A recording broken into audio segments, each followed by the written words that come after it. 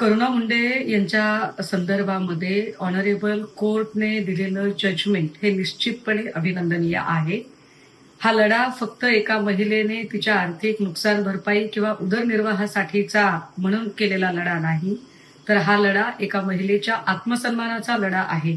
ज्या धीराने आणि ज्या संयमाने करुणा मुंडे यांनी ही सगळी लढत दिली ती काबिले तारीफ आहे. किंबहुना एकल संघर्ष करणाऱ्या त्या सगळ्या महिलांच्यासाठी हा सगळा प्रवास प्रेरणादायी आहे. राहिला प्रश्न या सगळ्या संबंधाने धनंजय मुंडे यांचा राजीनामा मागण्याचा, मला असं वाटतं की या सगळ्या घटना, या सगळ्या घडामोडींनी देवेंद्र फडणवीसजीही अवगत होते आणि जे अत्यंत निकामी आणि निरुपयोगी ठरलेला महिला आयोग आहे ही सगळीच मंडळी अवगत होती.